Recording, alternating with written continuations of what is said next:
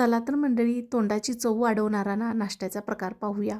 त्यासाठी 4 ते 5 हिरव्या मिरच्या, एक लसणीचा गड्डा सोलून घेतलेला, पांढरे तीळ, जिरे तसेच ओवा घालून घ्यायचा आणि याचं मिक्सरवरती बारीक वाटण तयार करून घ्यायचे. बघा झाले तयार बारीक वाटण. आता अर्धी जुडी मेथी घेतलेली आहे, स्वच्छ पाण्यात धुवून घ्यायची. आता ही धुतलेली मेथी परातीमध्ये काढून घ्यायची. थोडीशी कोथिंबीर घेतलेली तीही यामध्ये घालून घ्यायची आणि यामध्ये तयार करून घेतलेलं जे वाटण आहे ते घालायचे आहे. 1 चमचा बेसन पीठ घातलं, 2 वाटी गव्हाचे पीठ घालायचं, 1 चमचा हळद घालायची, तसेच चवीनुसार मीठ घालायचं.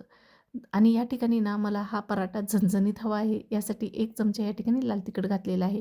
हे सर्व मिक्स करायचं. यामध्ये आपल्याला 2 चमचे फ्रेश दही घालायचं आहे. दही यामध्ये चांगले मिक्स करून घ्यायचं. त्यानंतर थोडं थोडं पाणी घालून याचा घट्ट कणकेचा आपल्याला गोळा मळून घ्यायचा आहे. कणिक या ठिकाणी मळून झाली, थोडंसं तेल लावायचं आणि 5 ते 10 मिनटं ही कणिक रेस्ट करायला ठेवायची. 5 ते 10 मिनटानंतर बघा छानपैकी कणिक आता आपली तयार झालेली आहे.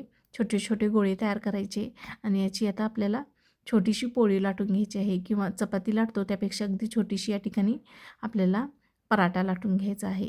गरम तवा करून घेतलेला आहे. आता यावरती थोडंसं तेल शिंतडून घ्यायचं आणि आपल्याला हा पराठा घालून घ्यायचा आहे आणि दोन्ही बाजूनी खरपूस भाजून घ्यायचा आहे. छानपैकी थंडीच्या दिवसात अशा पद्धतीने मेथीचे पराठे खायला खूप छान लागतात. तुम्ही ही रेसिपी नक्की ट्राय करून बघा. आवडल्यास लाईक आणि शेअर करायला विसरू नका. चला परत भेटूया नवीन रेसिपीबरोबर. तोपर्यंत रामकृष्ण हरी. धन्यवाद.